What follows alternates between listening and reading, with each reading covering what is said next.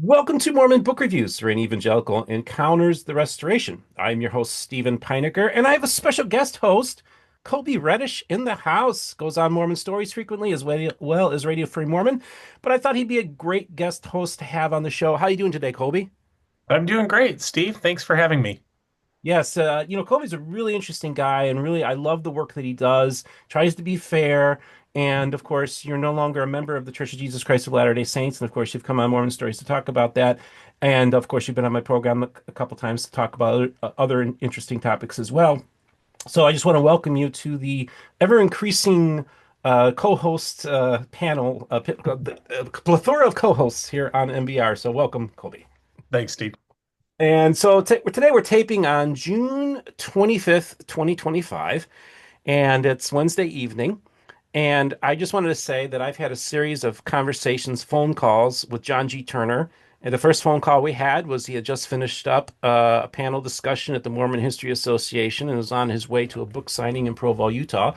And we spent about 45 minutes on the phone getting to know each other. And I have to tell you, I was very impressed with this guest. John actually, in some ways, even has some similar, we have similar backgrounds in some ways, kind of a evangelical-ish mainline Protestant background. And we followed some of the same ministries, and we're involved in some of the same things in the background. And John, I just want to welcome you to the program. Thanks, Steve. Hi, Colby. It's great to be with both of you. And Thank, so, John, I think the most obvious thing, of course, people are going to ask, why are you so interested in Mormonism? Of course, that's the question people have been asking me for years as well. Here's a person who's not only written a biography of Joseph Smith that just came out June 17th of this month by Yale University Press, but also wrote a book about Brigham Young. And as far as I can tell, I don't think there's any scholar that's tackled both of those biographies, and which I think is really an amazing thing. But I actually, before we start talking about this, I wanted to actually get a little background on John. So here I am, I'm looking at your bio, and he wrote this book about this guy named Bill Bright.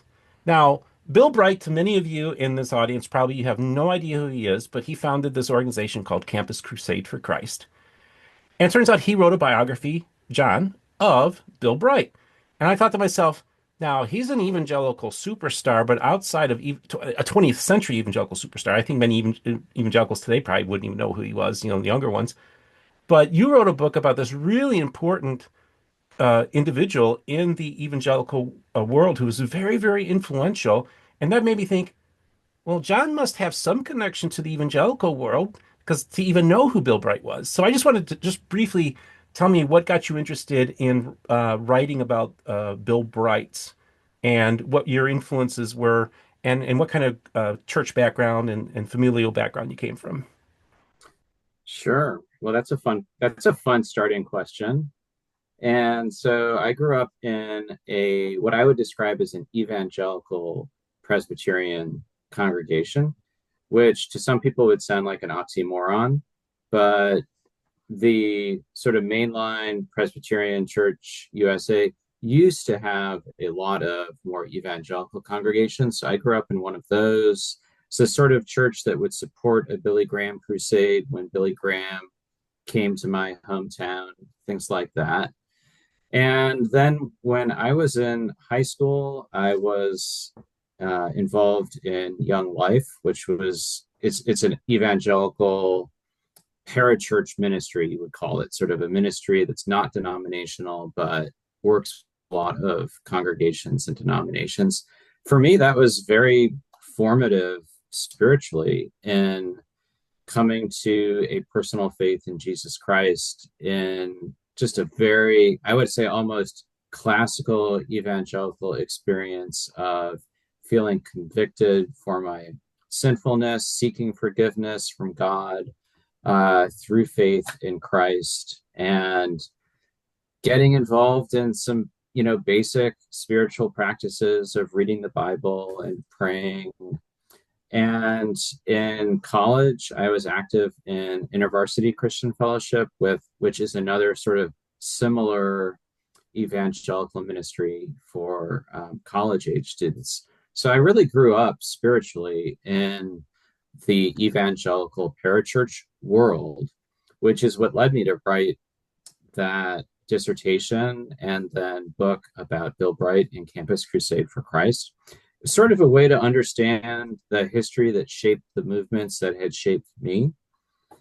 And you're right, Campus Crusade, which now just calls itself Cru, it's actually a really influential, um, worldwide, very successful ministry. When I was doing the research for that book in the early 2000s, the organization had about $1 billion of revenue each year, tens of thousands of staff members.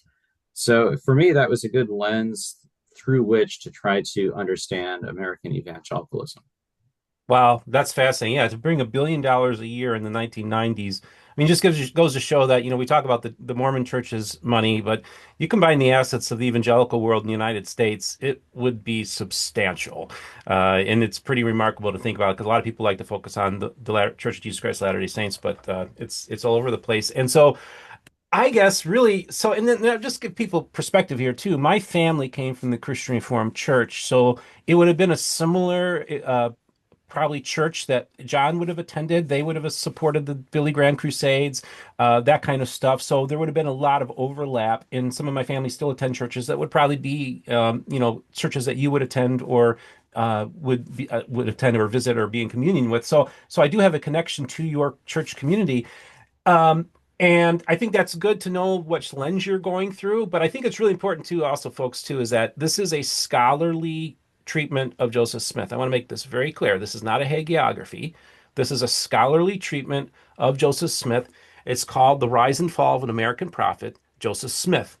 And I want to say that I have finished this book and I'm very, very impressed by it. Also, while I'm thinking of it, we are doing a book drawing for this book because we did have a copy sent to us from Yale as well as from John. I've already got a half dozen entrants in the last 24 hours for this, so there is interest. Go send me an email and I have a link to mormonbookreviews@gmail.com. In the subject heading, put in JS Biography and give me your name and address, and we'll make sure we'll do a drawing and get this out to you as well. So I read the book, and I have to say, I first I was like, okay, there was like a 67-year difference, 60 to 70-year gap from Fawn Brody's book to Richard Bushman's book. And now I'm looking like it's been about a 20 years from Bushman's book to your book. And at first I thought, do we need to wait another 20, 30 years for that next book? Is this too soon? I kind of was thinking that as I was approaching the book. But as I was reading it, I was like, okay, no, this is good. And I appreciated it because it's been a while since I've done a linear history of Joseph Smith. Like I've read Rusto Nolan Rolling several times, at least three times. Fawn Brody's book probably a couple times as well. But it's been so long since I've read these books that, starting from the very beginning and reading a linear history of Joseph Smith, I think it's a really refreshing thing. And it's done in a way that I think is, like I said, secular, scholarly. And if you had, I would have even said, and I don't mean this as a negative, I would say that if I didn't know anything about John G. Turner, I would have thought book was written by an atheist or an agnostic. That's how naturalistic of an approach that you take here, which I think is great. So I realized then as I'm reading this book, I'm like, you know what? I'm glad this book came out. Of course, the full Joseph Smith Papers Project has been put out, so you had access to those materials. So I think this was the perfect time for a new biography to come out on Joseph Smith.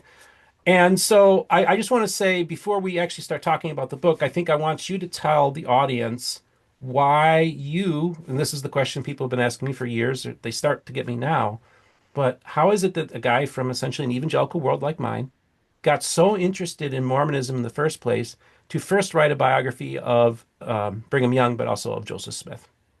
Yeah.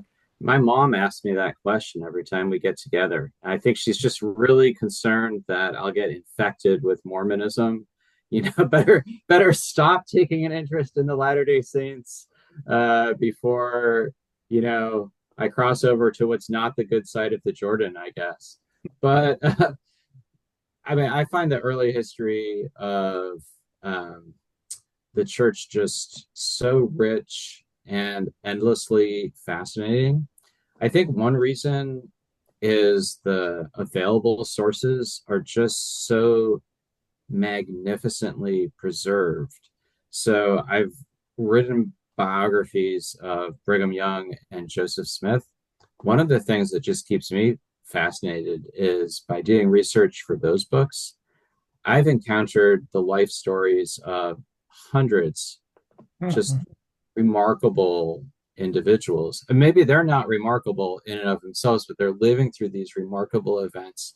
They leave behind journals, letters, memoirs. I really just find myself attached to the human drama of the story. And then Joseph Smith is at the center of the beginning of that drama. When I wrote about Brigham Young, I didn't have to engage what I would call the more sticky wicket questions about Joseph Smith because Brigham Young was a true believer in the Book of Mormon and in Joseph as a prophet and in the doctrines that Joseph introduced. And so, as a historian, I could sort of sidestep some of the really what I consider harder questions. And so that made me want to circle back to Joseph and the beginnings of this story. You're right in this I thought it was a great time to write a Joseph Smith biography on the heels of the Joseph Smith Papers project. A lot of sources not only accessible but just expertly investigated and annotated. So for me it was fun to plunge into this story and take my own crack at interpreting it. So I just want to kind of maybe go a little bit further but what got you interested in the first place of Mormonism in the first place?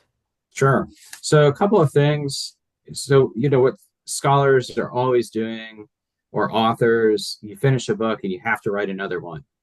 And so my initial plan after the Campus Crusade book was to write a book about Mormons and conservative politics in the United States after 1945. I sort of got interested in the Mormon story simply by studying the history of religion in the United States as a Mhm. graduate student.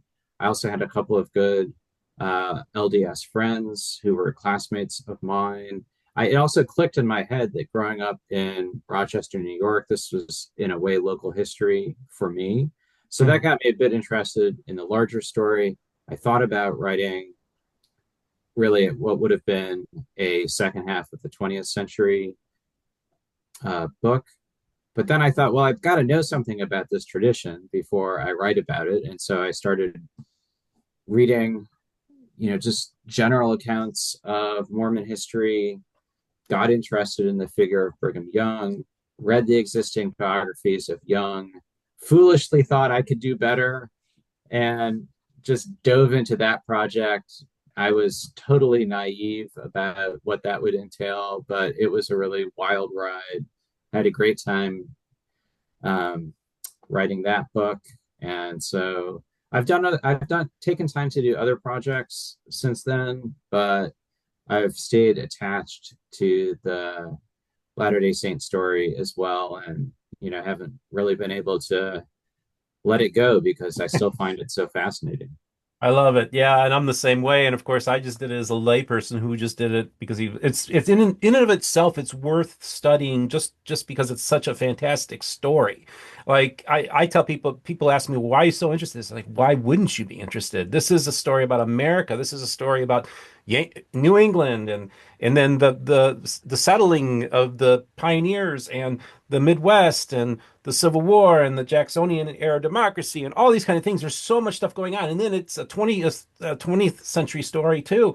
And then it's a story about, I mean, there's just so many fascinating people and stories that are just remarkable and are, in my mind, undertold. And I think it's really important that lay people, even if you're just interested just for a great drama, a great story, the story of Mormonism is truly, truly remarkable. And I really actually, when you had brought up how you had a born again experience where you felt called to accept Jesus Christ as your Lord and Savior, I started thinking of a young man in 1820s America that felt that call as well, who wasn't sure what church he should belong to, but wanted to serve Christ, but wanted to know what church to belong to, and also was involved in the revival culture of its time in which people would become born again. And this is a relatively new thing that's going on. And so that's kind of the world that Joseph Smith enters into. He enters into a Bible believing proto-evangelical world that he was born into. So it's in many ways Joseph Smith's world is very familiar to me. Matter of fact, as a kid, I mean, because we became charismatics, we got criticized from our Christian Reformed neighbors because we believed in believers' baptism. They believed in infant baptism. We believed the gifts were present in now, and they believed that they were cessationists. So essentially, we were having, as children, arguments with each other in a similar way that they were having in the 1820s. So it seems all so familiar to me. I think that to me is what really resonates, and that's the world, John, that he was born into. Maybe comment on that. Well, sure. If you read the 1832 history that Joseph began writing in his own hand, he writes about a time of spiritual anxiety and a concern about his sinfulness. And when he prays and the Lord appears to him, he cries out for mercy and is told that his sins are forgiven. I mean, both in that and in the canonical later account of Joseph's first vision, there's that spiritually anxious boy, almost a man, who wants a solution for the anxieties of his soul, and like you said, doesn't know where to turn, turns directly to God. And also with Joseph, he does feel a little bit of a tug toward that revival culture, but also it doesn't click for him ultimately. Yeah, he later says, I wanted to sing and shout like the rest, but I could feel nothing. Or if we think that, he does have something more akin to um, a evangelical conversion experience, it doesn't stick, which, as you also know, is not super uncommon in the evangelical world. Some people are born again and again. Mhm. And so that young man having this powerful experience and then sort of sliding back into, as he says, transgressions, or you could just sort of say everyday life, that doesn't that doesn't seem foreign to me. So, Colby, we're going to get you in this conversation here in a minute, but I just want to kind of establish this world too, because another parallel I like to make is that my grandfather was raised in a Calvinist household. They were originally in on the south side of Chicago, but then these officials from the Canadian government came down to the Dutch community to recruit them to be farmers. So my grandfather in the 1920s grew up in the wilderness on the frontier of Canada, which would have been a very similar world to Joseph's. My grandfather used dowsing rods. My grandfather would later start one of the largest plumbing supply companies in the Midwest. And originally, when they came out with their calendars, they had astrological symbols in the calendars. Okay, so I'm trying to give a parallel here of a devout Christian family that practiced divination and believed in astrology. So that's why I feel that my grandfather's world in the Smiths world would have been very similar, and it's not that foreign. I think what people don't understand is they go after Joseph for the money digging and all this kind of stuff, but on some level, there were a lot of Christians at that time that were doing the same thing. Well, think about how many Americans today blend New Age and evangelical forms of spirituality and practices. And then, of course, you have other evangelicals who would utterly denounce anything that smacked of New Agey things. So, yeah, those fault lines are really deep, and some people straddle them. Mm. Well, Yeah. and when you bring up those fault lines, that actually prompts a question when you were talking. So I grew up in the church, right? And then have since left. So my fascination with Mormonism isn't purely academic. It's more trying to understand kind of the culture and society that I was raised in. And one of the things you said about your fascination with Joseph Smith and Brigham Young too, kind of prompted my question. In addition to having written the biographies, you've also been doing a series of interviews with John DeLynn on Mormon Stories, talking about the book more in depth, sharing anecdotes and stuff.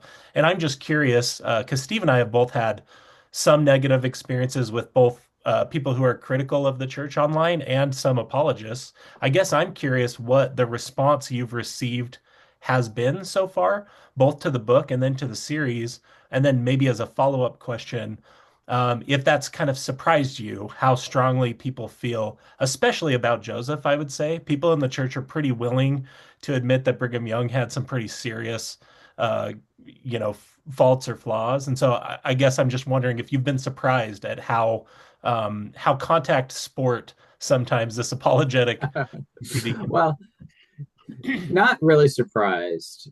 Hmm. I would say, for the most part, I simply like the fact that I have chosen to write about something that people care about deeply. I mean, most of the time, as an academic historian, you write about things, and there's not that much interest out there, um, or it might be just really niche and just for fellow scholars, which can also be great. But I love the fact that so many people care about this, and I am happy to insert myself into those conversations and take questions from all sides.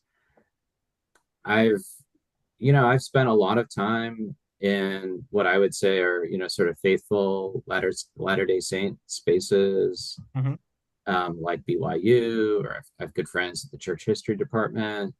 I like being in those spaces. I think there are a lot of smart, faithful Latter-day Saint scholars who work on this time period and subject. I also really comfortable talking to people in ex-Mormon spaces or spaces that are more skeptical. Now, it's definitely the case that some people on sort of both extremes just they don't my approach doesn't necessarily resonate with them because I'm not here to either defend or bury Joseph Smith. Right. And if you're looking for that, you'll be disappointed, probably with my treatment. But if I think if you're interested in the human and the spiritual elements of the story and trying to understand the circumstances that shaped Joseph's life and ultimately also pushed his prophetic career in new directions, then I think you might find some things of value no matter what your own position is vis-a-vis the story. That actually, I was going to ask this question later, but I might as well just ask it now. I sometimes, find it interesting that a person of faith can engage another religious tradition like Joseph Smith and be able to take a naturalistic approach on the claims that are made of this religion, but then have like a pretty orthodox view of Christianity. And it makes a lot of claims as well that a lot of critics and atheists and such would say that, well, what's the difference between the claims of Mormonism and the claims of Christianity? What would you say to that? It's a great question. And, first of all, I would say that um, I can sort of manage or endure or handle a fair amount of ambiguity and uncertainty vis-a-vis elements of my own tradition.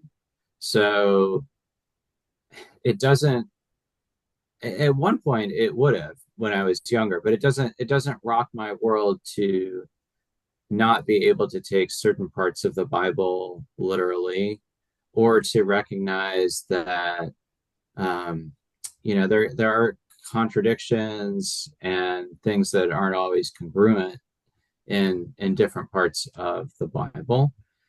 Um, and so, my own, I guess my own approach to Christian theology is a little bit eclectic and even ambiguous at times.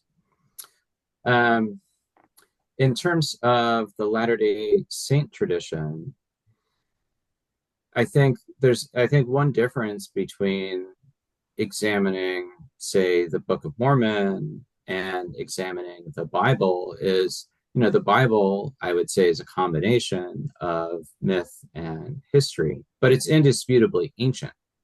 Mhm. So, whether it's a devotional or a scholarly approach, I think some of the questions are just different.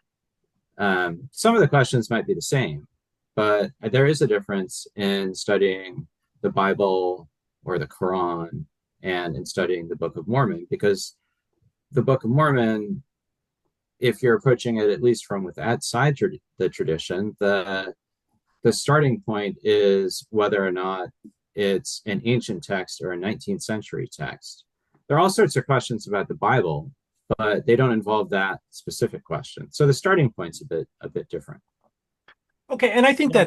that's fair. But I also like I was talking to somebody the other day, a theologian on the phone, and I'm like, they say like the Book of Mormon cannot be archaeologically attested to, and I'm saying like, well, on one level you can say it is, in that we have a spot called Hill Cumorah.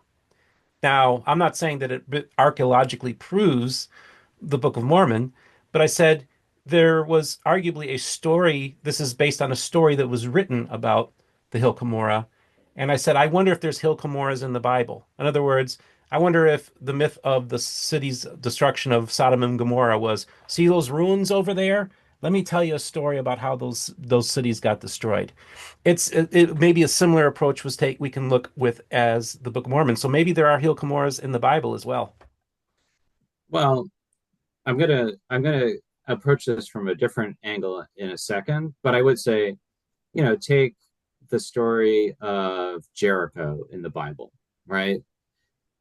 We cannot use any sort of archaeological or historical tool to affirm that Joshua, and I may be misremembering the story, that Joshua and the trumpeters went around Jericho 7 times and the walls fell. But archaeology does show us and confirm that there was a city of Jericho. So this, I would say, the starting point is a little bit different.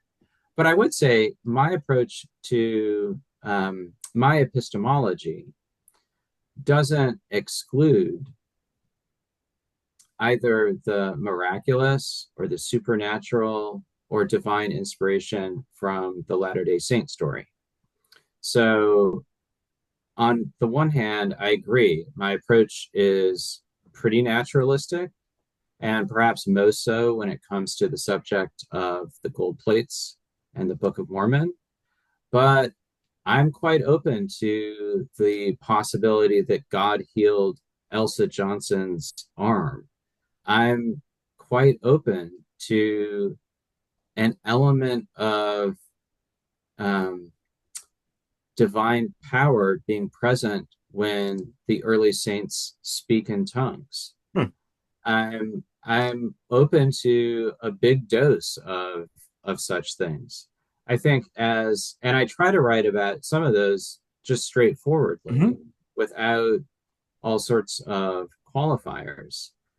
And um, so I wouldn't take issue with you characterizing it as a naturalistic account because I think that's true.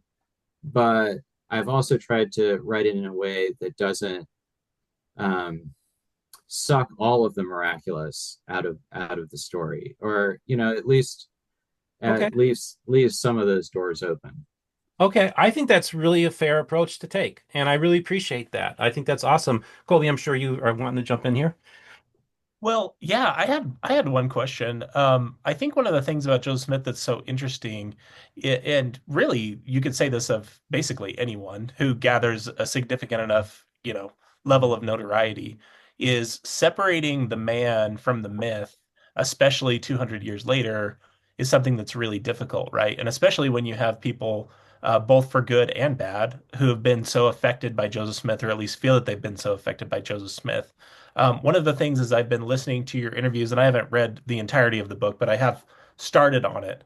That I thought would be a fun question to ask is, that false dichotomy that you talked about on the edges, where people feel like Joseph Smith either has to be, absolute prophet, perfect with a sterling reputation, or he has to be, a willful fraudster, con man right from the beginning.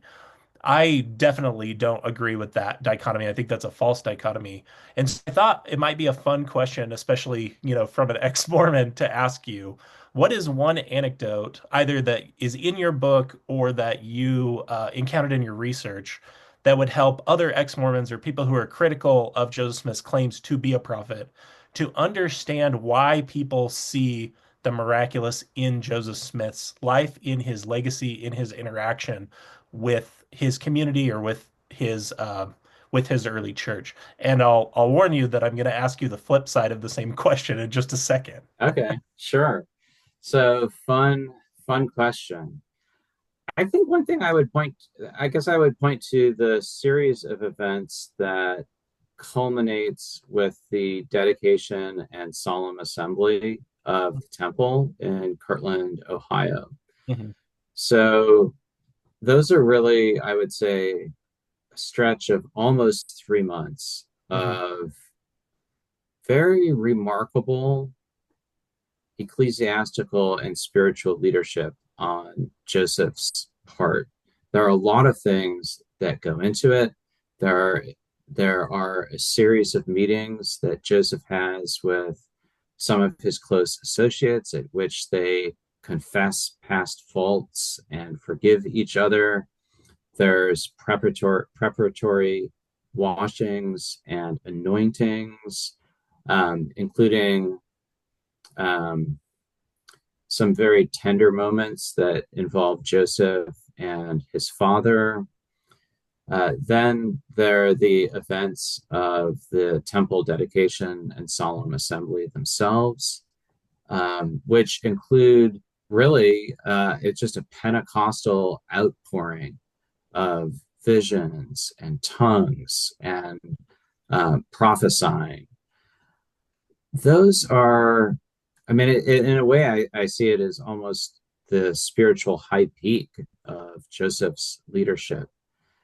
And so this is an individual who doesn't just claim to have had a vision of God and Jesus Christ, which is in and of itself fairly remarkable, but he can lead his close associates and then ultimately hundreds, probably more than 1,000 church members through um, these weeks and months in which many of them have these powerful spiritual experiences of their own.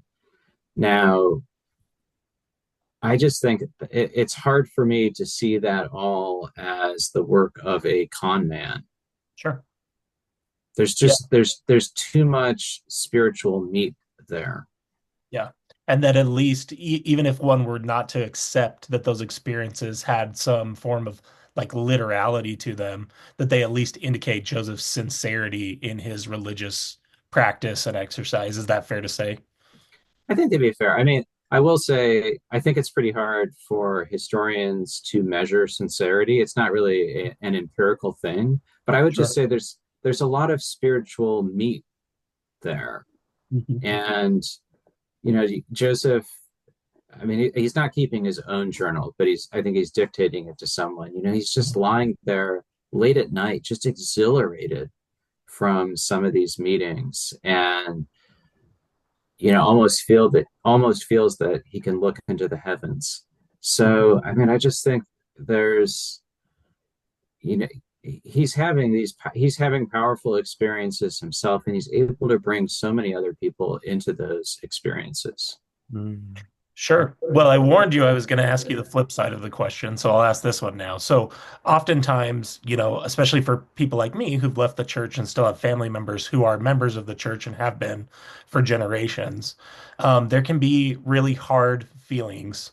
And one of the things, excuse me, one of the things I wanted to ask is maybe one anecdote, either in your book or just that you encountered while you were studying, that we could maybe, even in a kind way, offer this anecdote basically as a point of data for believers who do accept Joseph Smith's claims to be a prophet to maybe understand why some people don't see him that way, like stories that they might not have heard that indicate, maybe a reason that people don't accept those claims.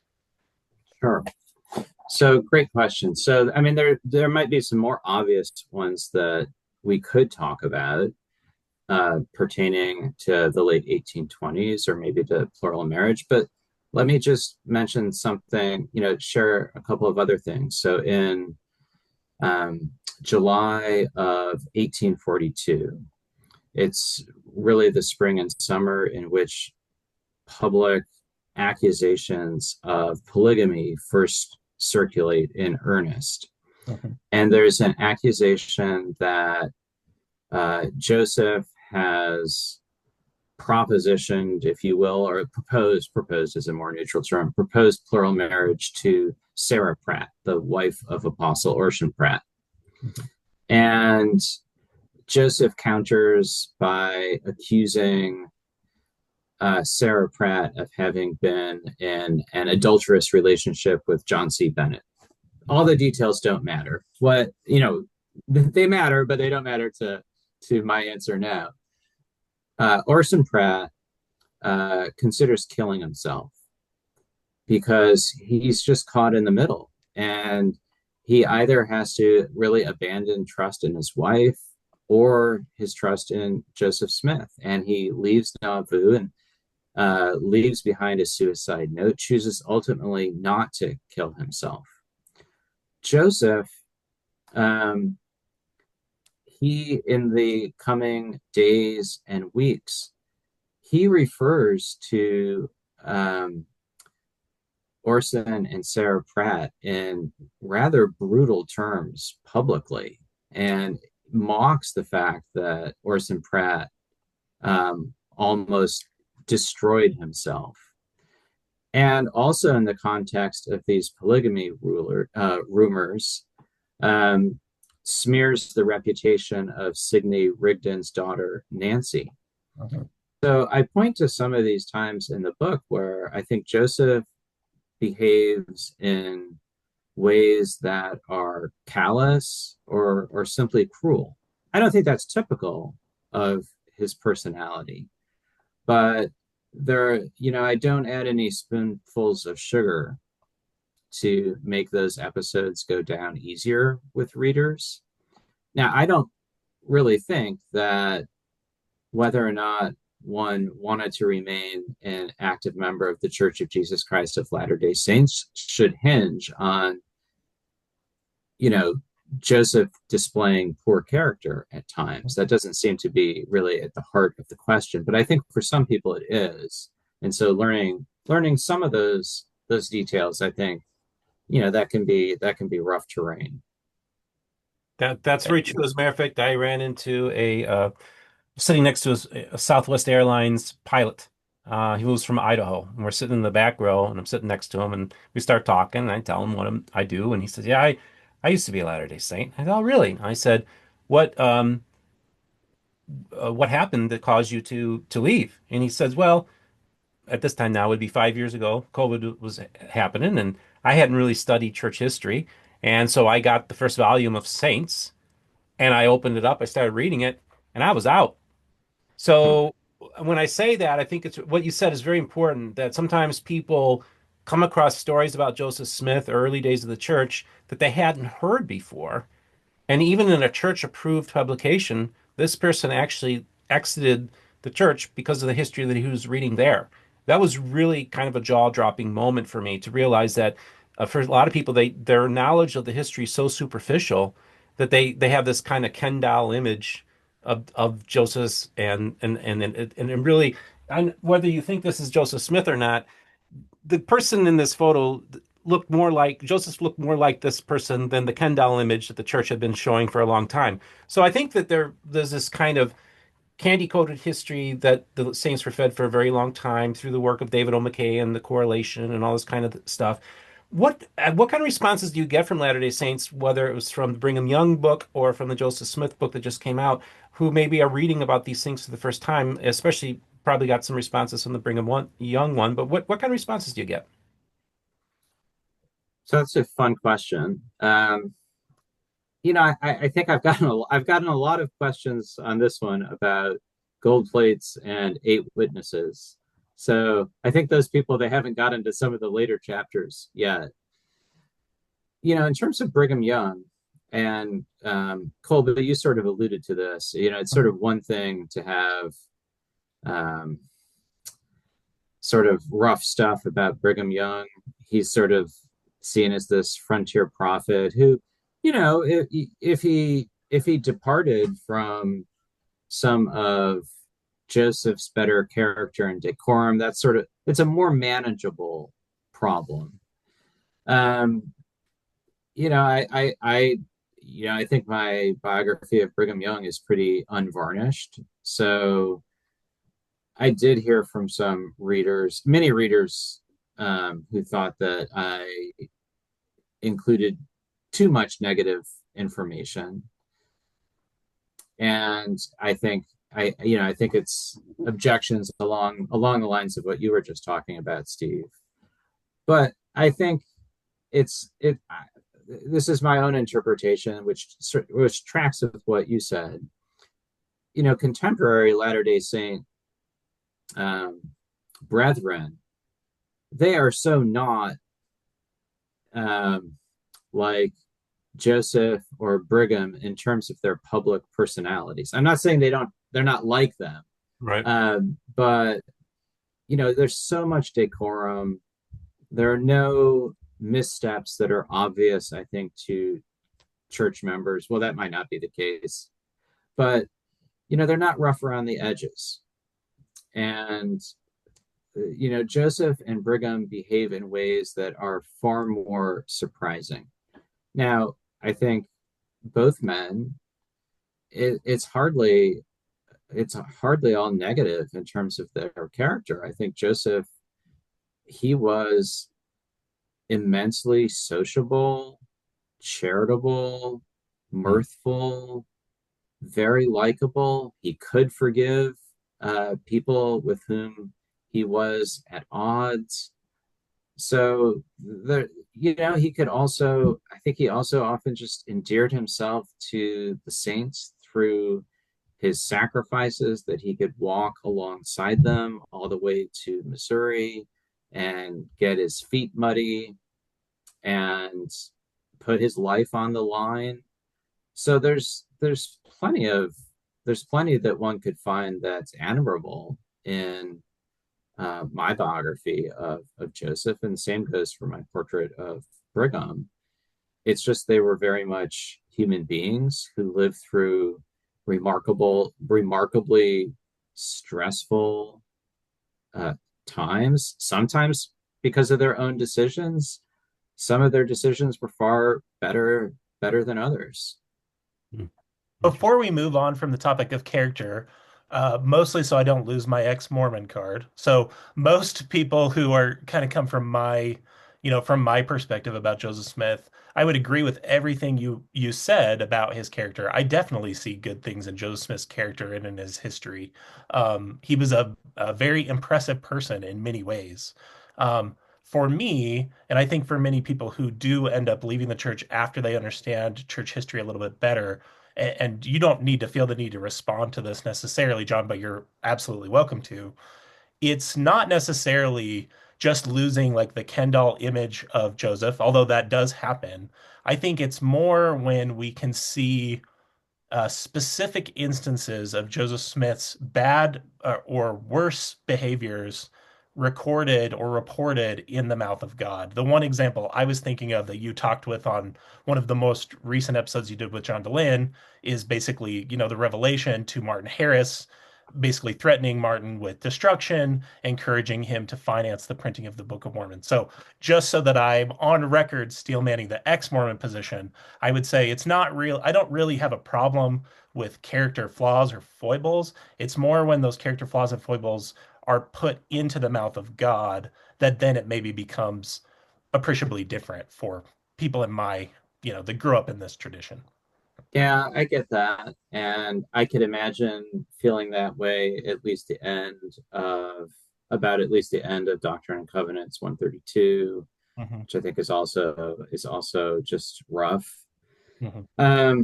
Yeah, I don't think, I mean, I'm obviously, you told me I didn't even need to respond, and I don't really have a theological answer. It's just, it is tough when all sorts of good and bad things are mixed up together. I mean, Right. there are just, as you know, lovely and profound portions of Hmm. Joseph's texts, the Revelations and others. And if you're gonna accept the good, you have to live with the rough stuff. And Hmm. that, I mean, it's tough as a Christian, I would say, if you look at the Bible. um, 1 Samuel 15. Hmm. God rejects Saul as king because Saul does not utterly exterminate the Hmm. Amalekites.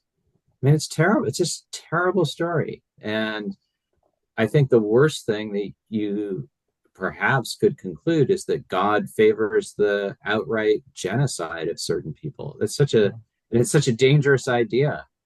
So, if you're gonna It if you're is. gonna hang in there, Oh, if I'm you're gonna sorry. hang in there with any religious tradition, you have to live with a lot of ambiguity and just some things that are distasteful, even. Yeah, and something you said earlier did prompt another question.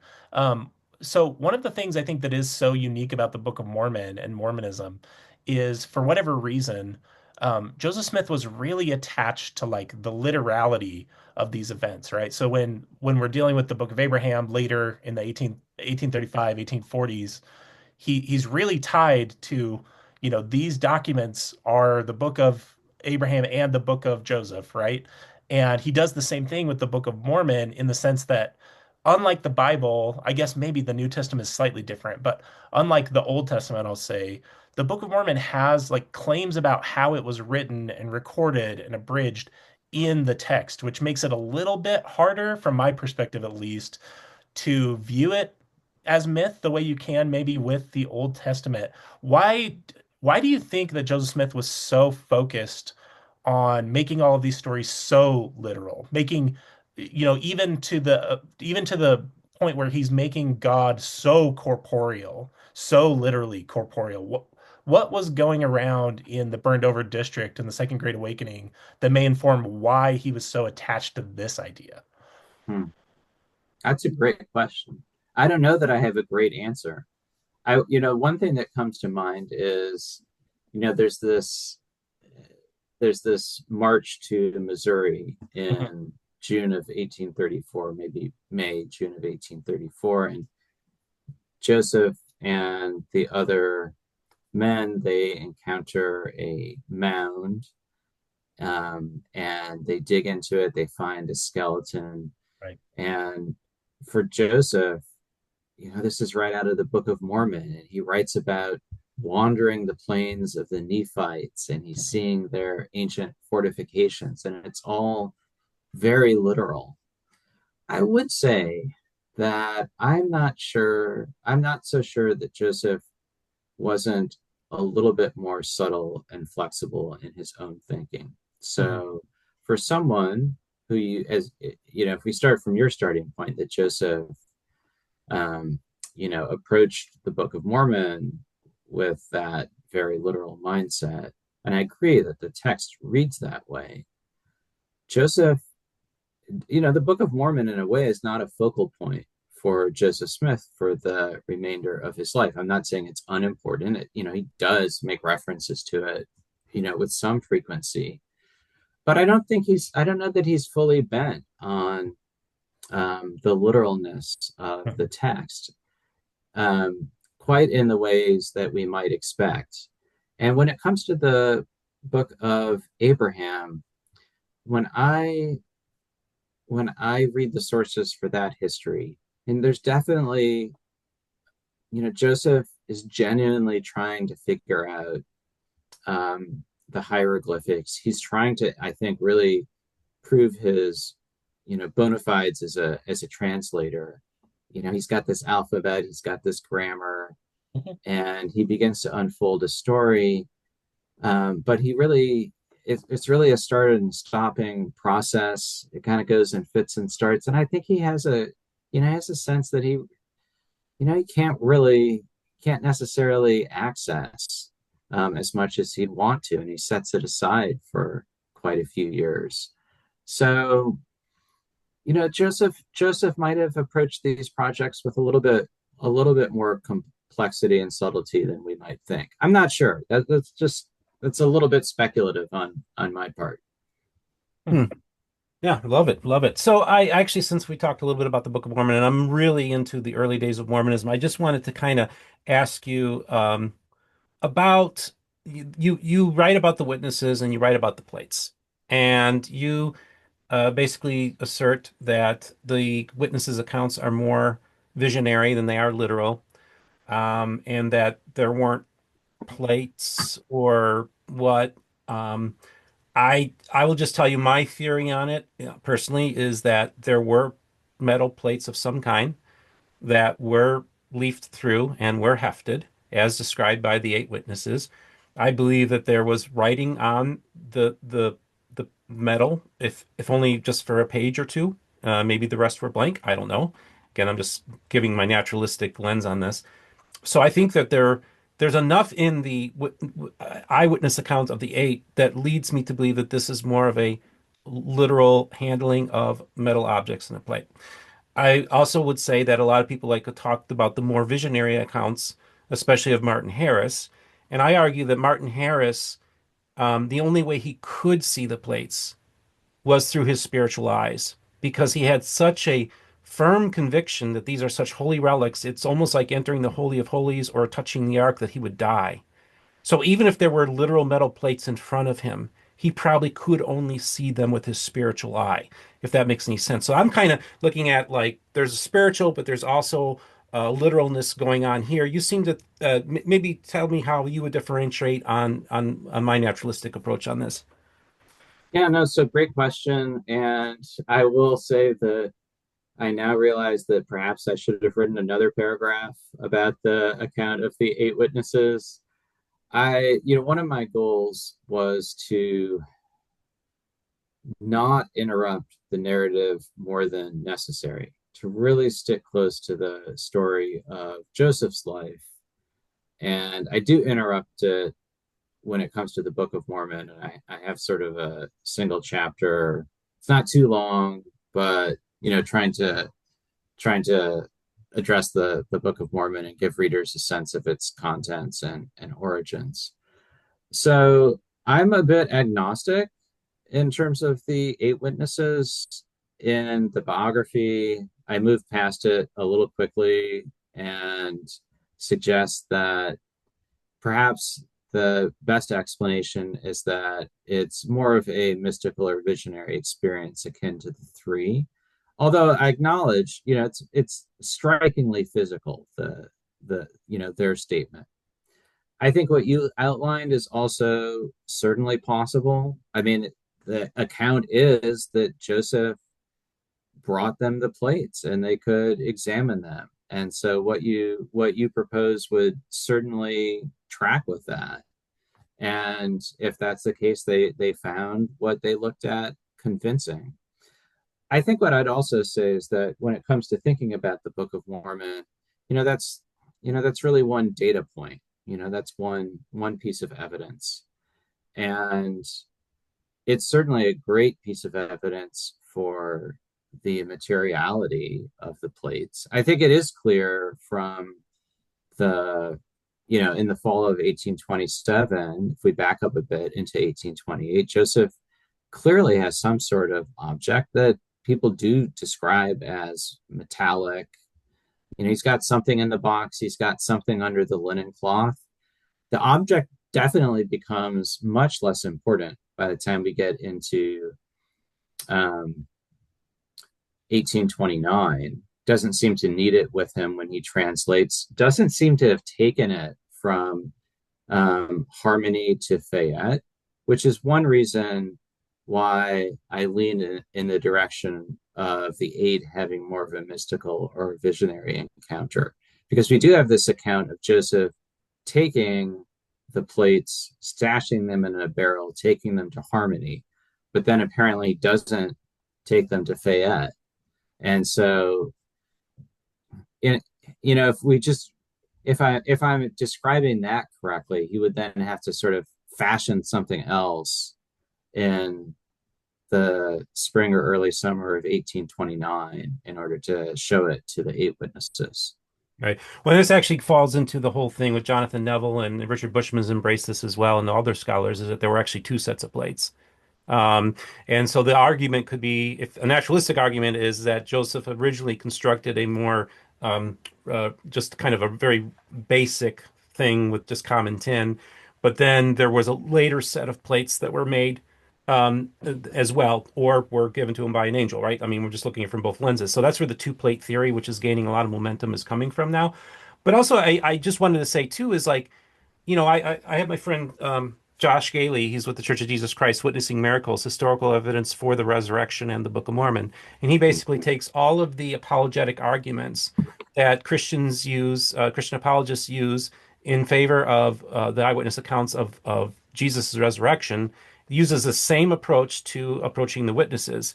And I always tell people, I said, I wish Paul would have written down those 500 names, because that would have been the biggest important piece to prove the resurrection than anything else that's written in the New Testament.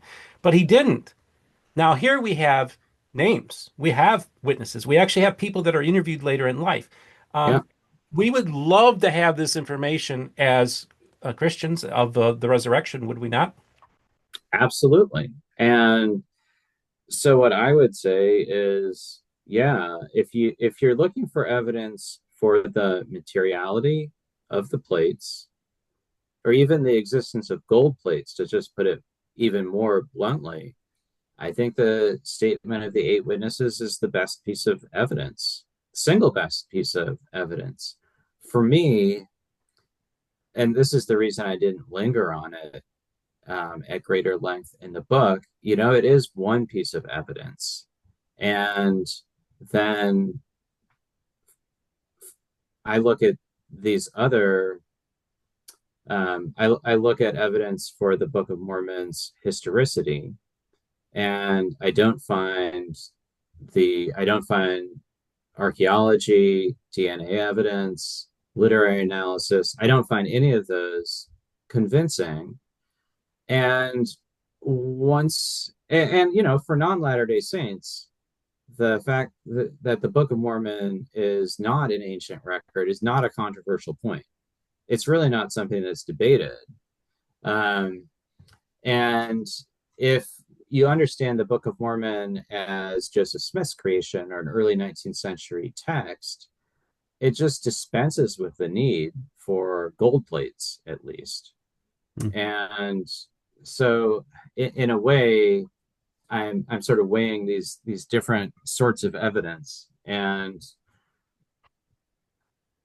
that's for me, those other pieces of evidence, they outweigh the Sure. statement of the eight witnesses. I can see your point on that, certainly, Colby.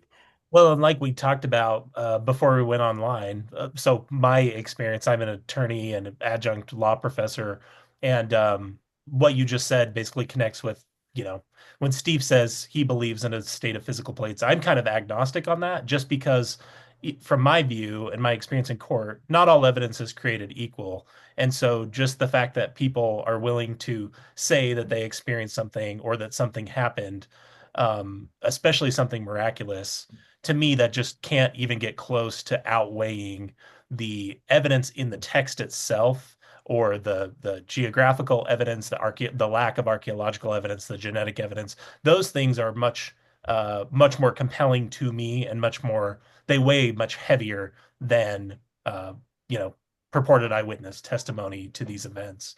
It actually prompts a second question for me, though, John, if you don't mind. So this is often used as a piece of strong evidence, more for the three witnesses than the eight. But it's something that I always wondered, even when I was active in the church, is, you know, apologists will often talk about the three witnesses and talk about how they maintained their testimony even when they were either, exiled, excommunicated from the church, or they had fallings out with Joseph Smith. And one of the things that I did struggle with as a believer, and I learned more about church history, was just seeing this pattern that Joseph Smith would often bring in people um, into high positions in the church, or in his, experiment that he was doing, starting really with Martin Harris, and then Cowdery, and then Rigdon, and then, even John C. Bennett, and different figures as well. Why do you think it was such a repeated pattern that every time Joseph Smith brought in these people that were, central really to either financing or being part of his organizational structure, that it often led to a falling out? Is there something, as you've worked on your book, in Joseph Smith's character, or that you've seen as like a common pattern with with these difficulties he had with some of the people he was close to at one time? Great question. I think one thing we have to keep in mind, I'm going to be a little defensive of Joseph on this point. It's a great question, and it is a pattern, but I think a lot of it has to do with the fact that this is a fledgling church. It's a tiny movement, and when people show up who seem to have some talents or connections or other gifts or money, Joseph does latch onto them, and I think it's out of need and necessity. So Harris, Mhm. Joseph needs a benefactor to finance the publication of the Book of Mormon. The relationship becomes sour, certainly after the summer of 1828, and I think Mhm. I think Joseph's treatment of Harris in in the subsequent years is a bit shabby, considering how integral Harris was to this getting off the ground. But then, think about Sidney Rigdon showing up at the end of 1830. Joseph turns 25 years old in December of 1830. He's an incredibly young man. He's not a good public speaker. He's not doesn't have a lot of formal education. Cowdery was really useful in that respect as a scribe. And when Sidney Rigdon shows up, here's this talented preacher who has already had a successful career as a minister. It's a real coup. And it's not surprising that Joseph would embrace him as sort of his right hand man. And so yes, Joseph does embrace people too quickly, but I can be a little sympathetic and forgiving of that given the circumstances. And honestly, the same with John C. Bennett. The Saints have just been kicked out of Missouri. Joseph is desperate to get things on a safer footing in Illinois. And here comes along John C. Bennett, who facilitates access to political Mhm. goodwill in Springfield and helps get the Nauvoo Charter passed. Mhm. Now, absolutely, apparently um, there's information about Bennett's poor character that Joseph's privy to and either ignores or maybe manufactures some of that bad information later. We don't necessarily know. So Joseph definitely makes some missteps, but I can understand um, why he attaches so closely to some of these individuals. Mhm. Love it. Love it. I do want to kind of talk a little bit about maybe the later days of Joseph. But before we do that, I kind of just want to ask you, uh, I'm trying to like play, again, your book is still fresh in my mind. I've had a relationship with Fawn Brody and Richard Bushman much longer than with you, right, in your works. And so I I think that Brody, I kind of, I'm trying to think of a way. I'm situating you between Brody and Bushman and how you approach, and I think that's a probably good place to be in.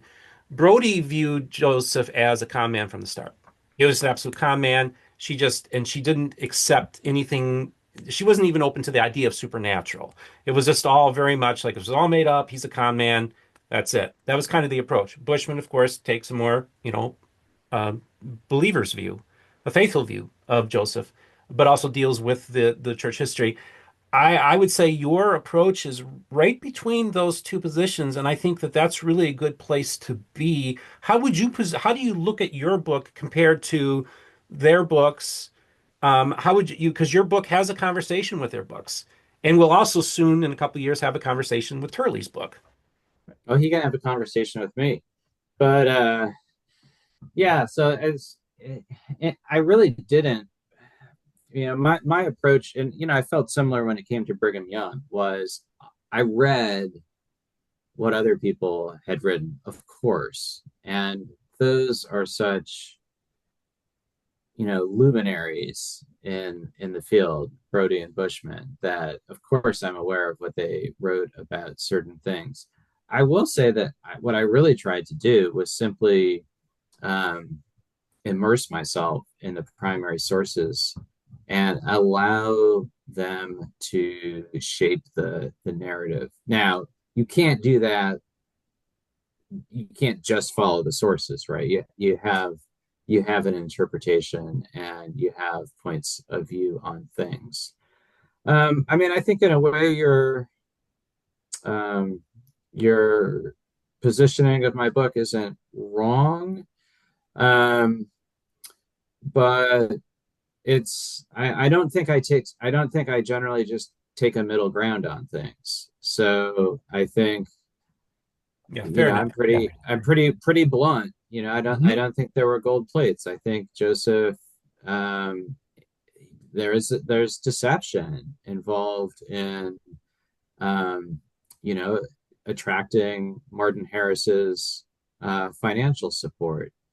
Um, I think when it comes to plural marriage, what I write is far better documented than what Von Brody had access to. Um, I think it's just I give a fuller account, and it's not I don't think it's hypercritical, but I also point out times where I think Joseph really acted inappropriately. So I'm sort of stumbling around with your question a little bit, Steve. That's okay. Yeah, what I think I'd say is I think I take Joseph's I try to paint a picture of a man who has genuine spiritual anxieties, has a genuine interest in the Bible, has powerful um, spiritual experiences, keenly interested in theological questions. So all of those things I would say are not really present in No Man Knows My History, but I don't write it from in any way a faithful Latter-day Saint Mhm. perspective. And so I think it's more unvarnished. There's I don't ever feel any concern to um, shield Joseph from his worst moments. Okay, that's great. And of course, you probably would kind of line up with Dan Vogel, looking at him as like a pious fraud. Well, I don't know. I mean, so I definitely see genuine piety, and I do see some element of deception in terms of the gold plates.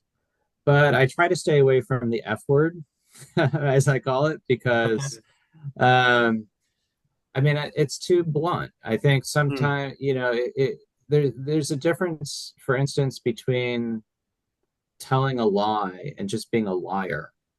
Mhm. And there's a difference between engaging in some deception and just being a deceiver at your core. I have a comment in the introduction about the question of sincerity. And I think I commented on this before. It's a really hard thing for historians to assess. And I think it's okay to leave things a bit mixed up and mysterious. So my summative judgment is not Joseph Smith is a fraud. It's that Joseph is an audacious, bold, reckless maker of a new religious movement. Well, and to that point, I mean, I definitely appreciate that No Man Knows My History, and it has been probably 3 or 4 years since I read it, but I do appreciate that No Man Knows My History is coming from more of a critical, secularist lens or naturalistic explanation for these things. But the funny thing is, my biggest takeaway on my first read of that book was not actually the criticisms of Joseph. It was kind of what you just said, John, which is I never really appreciated that while Joseph Smith was even maybe sincerely engaged in this theological experiment, there were often people that were left in his wake, whether it's, Martin Harris, Cowdery. I'm related, like my fifth great grandmother is Fanny Alger. And I found that out due to Family Search. It's a funny story. That's actually how I found out that Joseph Smith was a polygamist because I was taught in seminary that Joseph Smith never practiced polygamy and that it started with Brigham Young, which is kind of surprising, for the early 2000s. But I guess my bottom line with No Man Knows My History was that was my big takeaway, is especially near the end of Joseph's life, was recognizing the saints' sacrifice. Like, I guess where I see the sincerity most expressed is the saints in following Joseph, in believing in his mission, and believing in his calling. That I think is unquestionable, even for an ex-Mormon. They can see that beautiful sacrifice and legacy, regardless of how they feel about Joseph. That was actually the biggest message I took away from No Man Knows My History, is that I hadn't really thought fully about the effects that his actions, sincere or not, had on the people in his wake. Um, One of the stories that I remember in No Man Knows My History, and I haven't read your version of it, is, when Joseph and Hiram go to Carthage. I remember one account. I think it Marx is the young man that goes and supposedly has a letter from Emma that Joseph needs to go back. I may be poorly remembering it, but how do you land on that story and how Joseph and Hiram came to Carthage?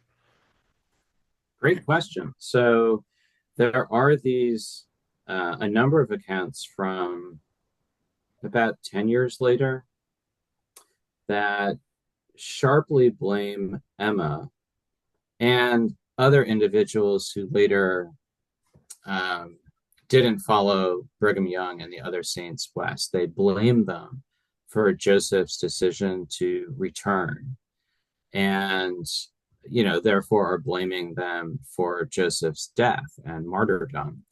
And those are very inaccurate compared to the contemporary accounts that we do have. And I think they're tinged with the bitter alienation that the Utah Saints feel toward Emma, particularly after the reorganization by the early 1860s.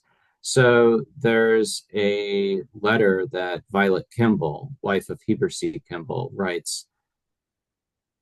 I think it's just several days after Joseph goes to Carthage. I can't remember whether it's from just before or just after his death, but she explains his decision to, as you know, he first flees Nauvoo, goes across the river, and then chooses to return. Well, And I think according to her, pause you for a second. I yeah, think just so that I can demonstrate I do remember what I'm talking about. He has a separate conversation with William Marks. I think the young boy that took the letter is Oliver Olney, if I'm remembering correctly. Is that right, John? maybe I'm not sure. I'm not sure Olney would be involved at that point, but I could be wrong. But Okay. what I do know is Violet Kimball's letter says that, and this is after they get some additional news from John Bernheisel that suggests that Joseph would be protected by Governor Ford, and so Joseph at that point, almost everybody wants him to return. Out of the reasoning that it will be better for the saints in Nauvoo if Joseph returns. And even Hiram agrees. And what Violet Kimball says is that Joseph prayed to get the word and the will of the Lord, and it was that he should return. So, what I think is the case is, yeah, Joseph's not sure what to do. He flees at first. They get some additional information that suggests he might be safe. He prays about it, and he feels like God wants him to return across the river and ultimately go to Carthage. Now, Joseph is not going uh, as a willing lamb to the slaughter. Of Mhm. course, he's worried he might get killed, but his expectation is on this charge of inciting a riot from the destruction of the Nauvoo expositor, he expects to be able to post bail and return to Nauvoo, within a day or two. And it turns out he's slapped with this additional charge of treason from his declaration of martial law. And so the other defendants in the case can leave and go back to Nauvoo. Joseph ends up, along with Hiram, stuck in Carthage. At that point, he gets more intensely worried that he's going to be killed. My last question for you, since we're on the topic of the assassination, is it's an interesting counterfactual to me to think about a world where Joseph wasn't assassinated and what that would have done to Mormonism. There's part of me that can see a very real reality that Joseph Smith was so making so many bombastic claims about so many things, and obviously the role that plural marriage played in leading to his assassination through the expositor and the defection of the laws and other folks. Have you thought at all about, and I get I'm asking you to speculate, and historians and academics rarely want to do that, but have you ever thought what would have happened to the movement had Joseph survived, given everything you know about his life? Yeah, it's such a fun question, and you know we could spin out a number of possibilities. I would say Joseph's pattern, which in a way Brigham Young um, continues, but then breaks with, is to encounter setback and respond to it with something bigger and bolder, to triple down. And so this is a man who, in the 10 years prior to his death, has, fled from Kirtland, goes to far west, has to abandon a series of communities there. He's in jail. He regroups immediately, um, has the Saints gather even more successfully to Nauvoo, and now they're again under siege. So, I mean, I think the expected pattern would be, as they had to do under Brigham Young, the Saints leave and begin gathering somewhere else. Maybe where they ended up eventually, but maybe in Wisconsin or maybe in Texas or somewhere else. We don't know. So I would very much foresee Joseph plunging in to a new place of gathering. I think one open question is whether or not what Joseph would have done with polygamy. Emma Smith is largely able to put the brakes on Joseph's pursuit of plural marriages through her fierce opposition to it in the summer of 1843. I think Joseph does take one final plural wife. It's either September or October of 43. But as far as we know, there aren't any sealings between then and the end of his life. There are a number of sources that suggest that he's still teaching plural marriage. So I'm not going to say, well, he definitely would have abandoned it. There's a later quote from Brigham Young saying that by the end of his life, Joseph was worn out with it.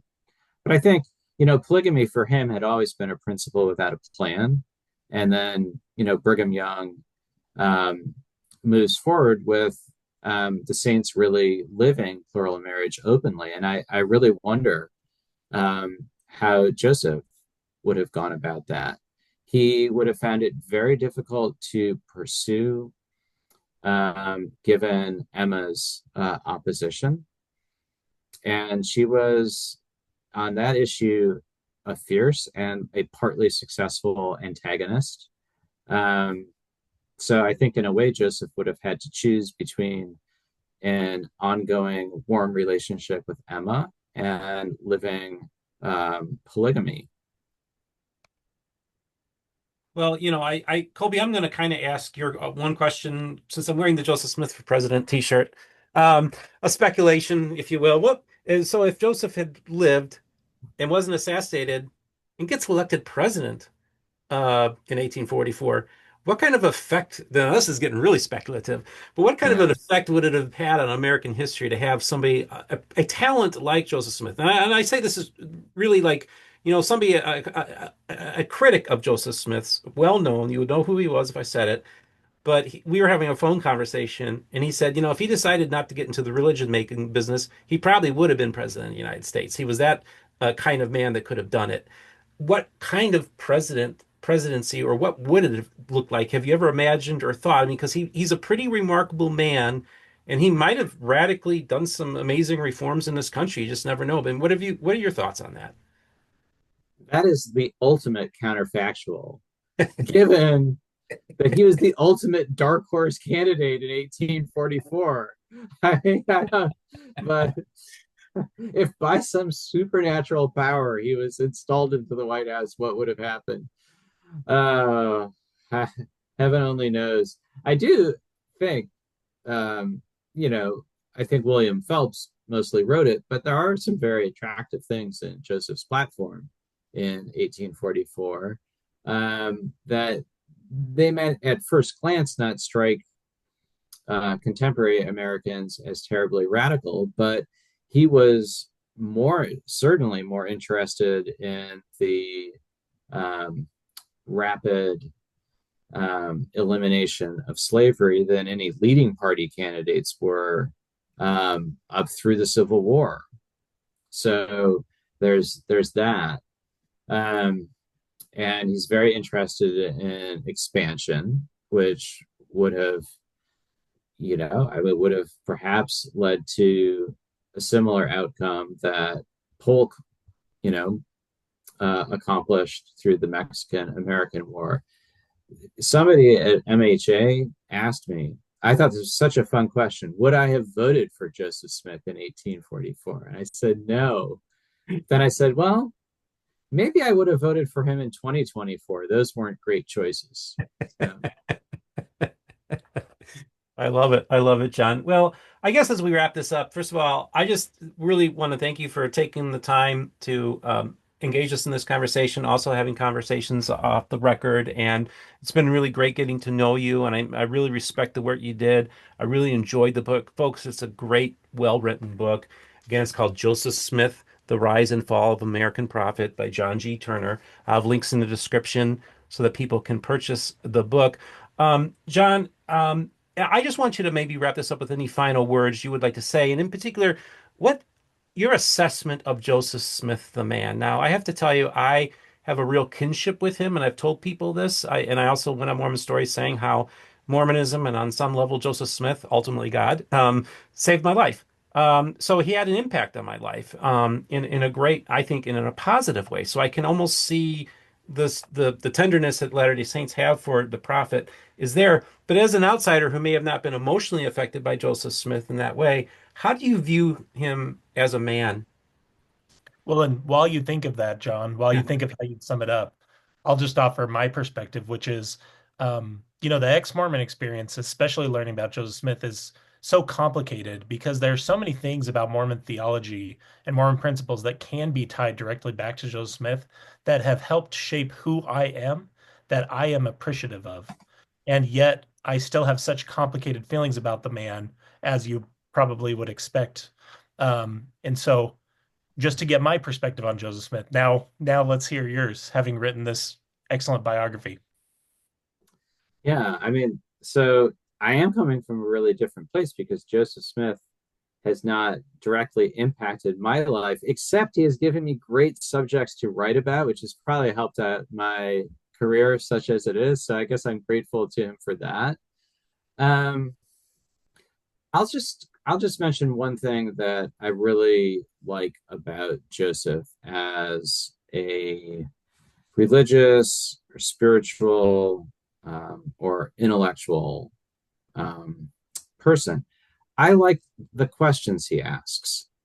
So the standard canonical account of the first vision, which of the churches is true? Are they all false?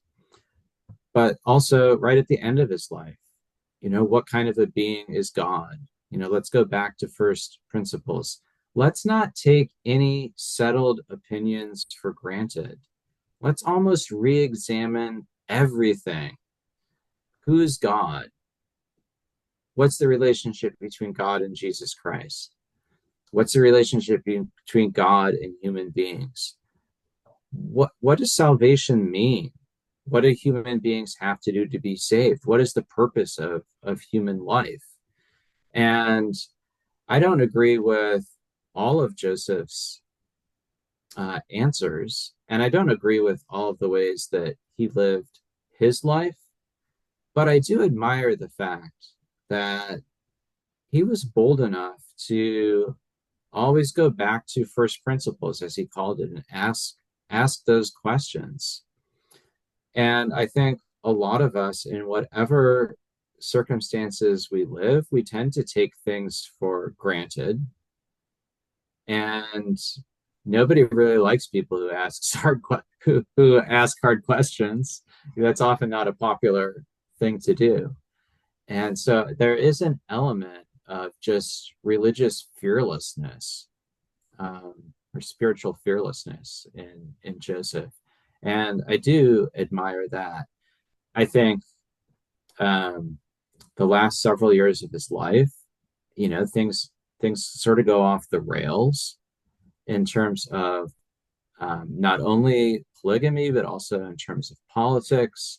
And Joseph becomes increasingly bombastic and imprudent and reckless. And sometimes I just want to grab a hold of him and say, look, just keep your head down for at least a couple of months. Don't stir up every hornet's nest possible. But that just wasn't his way. Mm, I love it. I love it. And you're going to love this book, folks. Again, we do have the book giveaway, so make sure you email me, subject heading Joseph Smith Biography or JS Biography. Give me your full name and address, and we'll do the drawing sometime soon as well. And John, I want to just say, first of all, thank you for coming on Mormon Book Reviews. I'd love to have you come back on to talk about other subjects. Also, I'd like to talk about more about your book and but also just get your views on different other aspects of Mormonism that you've learned as well. I think you bring a lot to the table, and I think it's really important that your voice be out there. And Kolby, I think you did a great job as a co-host today. Thank you so much for coming on. Yeah, thank you so much. If an attorney can't ask questions, then I've got a more serious problem, I think. Uh, Thanks, John. Nice to meet you. yeah, well, nice to see you on the screen, Steve, and nice to get to know you, Kolby. And thanks for hosting conversations like this. I appreciate the chance to talk about my book. If your listeners, if they read it and love it, they should write me and let me know. It'll make me feel good. But seriously, if they read it and they have questions or they object to things, it's not too hard to find my email, and they're welcome to write me. I like mixing it up with people. Okay, John, would it be okay if I just put your email in the description? Sure. Okay, that sounds great. So if you have any questions for John, and again, but before you do, like I tell people, when people comment on a video of mine that's been out for 5 minutes, and because they're judging the title or they're judging the thumbnail, I'm sorry, I don't respond. Read the book, all right, and then ask John the questions. I think it's really important, and watch the interviews. I think John brings a lot to the table. I think this is really important stuff. Also, want to let people know that I just got in Ganesh's book on Joseph Smith, the Architect of Mormonism, a topical biography, which we're going to be talking about that one as well. I think that's an interesting book as well. But again, this is the book. Get it. Run to your favorite bookstore. Go to Amazon. Are these available at national bookstores like Barnes and Noble and such? Do you know, John? Well, I know if you're in Utah, it Certainly. is. I, Yeah. I don't know about nationally, Okay. uh, but it probably shouldn't be too hard to get a copy. Yep, it's out there, folks. You can get it. It's online. Of course, you can get on most everything on online these days. Anyhow, So I'll have links in the descriptions to everything that we talked about. Also, we do have links in the description for those of you who would like to financially support us and really want to thank you. Couldn't do it without you. And remember, the most important thing is this: all the voices of the restoration will be heard here on Mormon Book Reviews.